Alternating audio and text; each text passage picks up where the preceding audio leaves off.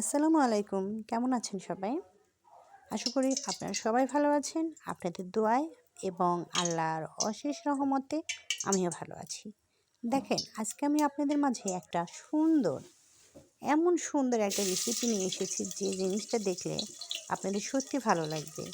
এবং এই রেসিপিটা এত সহজ এবং এটা তৈরি করতে আপনাদের খুব কম খরচ লাগবে। এমন একটা রেসিপি নিয়ে আসছি। দেখেন, প্রথমে আমি তেল দিয়ে দিয়েছি এবং তেলের মধ্যে আমি দিয়েছি পেঁয়াজ। এই পেঁয়াজটা কিন্তু খুব ভালোভাবে নাড়তে হবে এবং এত সুন্দর করে নাড়তে হবে যেন পেঁয়াজটা সুন্দরভাবে একেবারে তেলের সাথে ভালোভাবে আস্তে আস্তে নাড়তে হবে, যেন কোনোভাবে এটা কাঁচা না থাকে। এবং এই রেসিপিটা যে জিনিসটা তৈরি হবে এটা দিয়ে আপনারা অনেক ভাত খেতে পারবেন। যেমন আমি খেতে পারি, আমার মেয়ে খেতে পারে। তাই আমার ধারণা আমার মতো আপনারাও খেতে পারবেন। কিন্তু এর জন্য আপনাদের ধৈর্য ধরে ভিডিওটি দেখতে হবে। দেখেন কিভাবে নাড়ছি, এভাবে করেই নাড়তে হবে। দেখেন, এর মধ্যে আমি একটা কথা বলে রাখি, এত ভিডিও ছাড়ি, কেন আপনারা ভিডিওতে লাইক কমেন্ট করেন না? কেন চ্যানেলটি সাবস্ক্রাইব করেন না? খারাপ লাগুক ভিডিও, তারপরও তো আমি কষ্ট করে বানাই। কিন্তু চ্যানেলটা সাবস্ক্রাইব করলে কি হয় বলেন তো?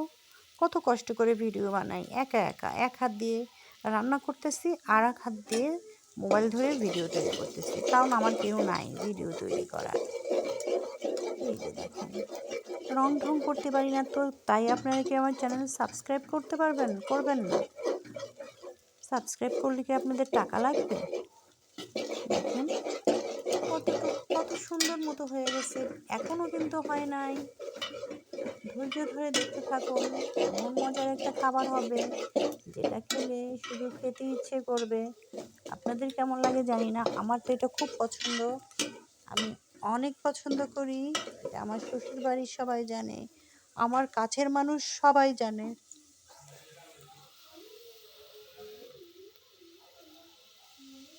দেখেন,